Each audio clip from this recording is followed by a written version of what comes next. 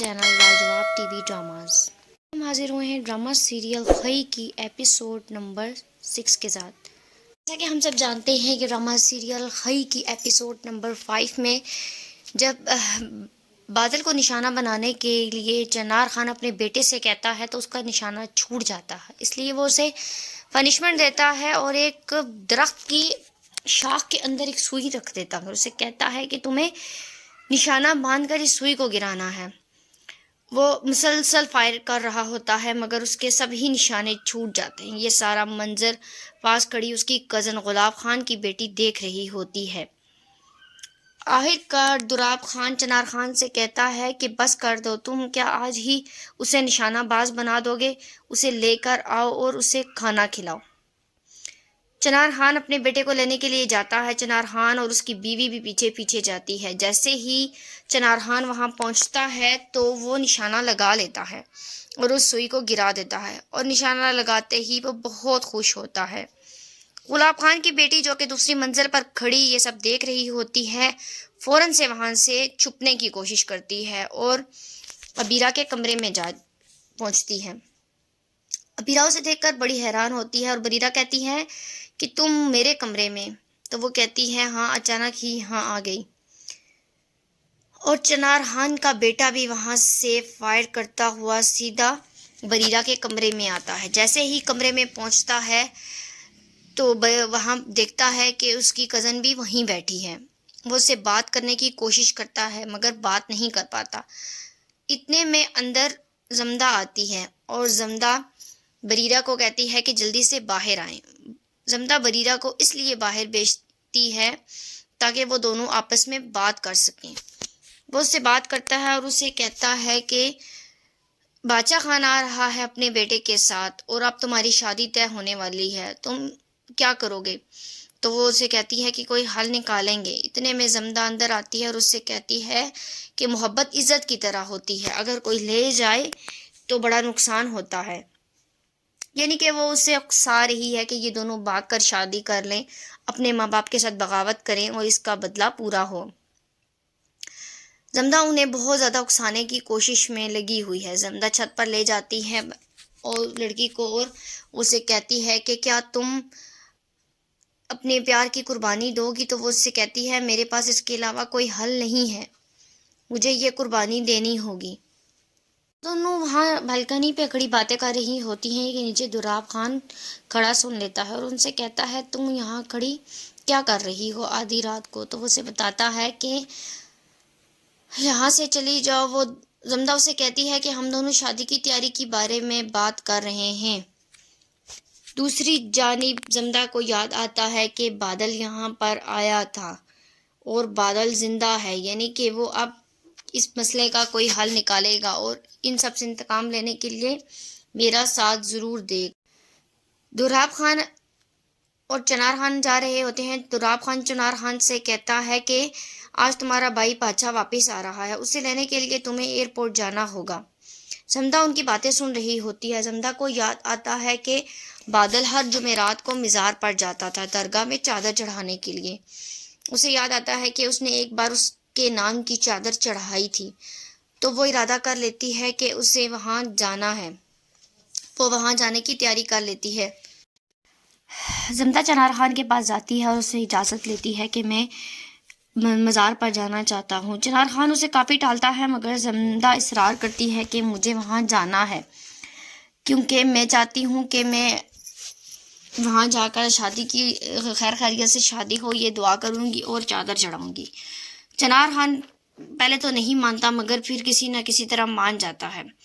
زمدہ ان دونوں کو لے کر اپنے ہمراہ چلی جاتی ہے۔ جاتے ہوئے راستے میں ان سے پوچھتی ہے کہ بتاؤ پھر تم لوگوں نے کیا فیصلہ کیا ہے؟ تو وہ اس سے کہتا ہے کہ لڑکی کہتی ہے کہ اگر میں نے شادی کا ارادہ کیا یا کوئی ایسا کام کیا تو بابا تو مجھے کھڑے کھڑے گولی مار دے گا۔ تو وہ اس سے کہتی ہے اب کوئی نہ کوئی حل تو تم لوگوں کو کرنا پڑے گا۔ یہ کہتے ہوئے وہ مزار کی طرف چلے جاتے ہیں۔ زمدہ کو پکا یقین ہوتا ہے کہ وہاں پر بادل ضرور ہوگا۔ زمدہ وہاں دعا مانگتے ہوئے ہی بادل کو ڈھونڈ رہی ہوتی ہے۔ دعا کرتے کرتے اچانک زمدہ کی نظر بادل پر پڑ جاتی ہے۔ زمدہ بادل کو دیکھتے ہی ان دونوں کو وہاں سے بھجوا دیتی ہے۔ ان دونوں سے کہتی ہے کہ تم لوگ جاؤ تھوڑی دیر اکیلے میں بات کر لو، میں یہاں پر دعا کر کے آتی ہوں۔ وہ دونوں باہر چلے جاتے ہیں اور زمدہ بادل کے پیچھے جا کر بیٹھ جاتی ہے اور وہاں جا کر بیٹھتی ہے اور بادل سے کہتی ہے کہ مجھے یقین تھا کہ تم زندہ ہو۔ وہ اسے بتاتی ہے کہ ابھی تو اسفندیار مرا ہے، اب تو دراب خان کے گھر میں اتنی لاشیں اٹھیں گی کہ گننے والا کوئی نہیں بچے گا۔ تو بادل حیران ہو کر زمدہ سے پوچھتا ہے کہ کیا اس چنار خان کے بیٹے کا قتل تم نے کیا ہے؟ تو وہ اسے بتاتی ہے ہاں میں نے کیا ہے۔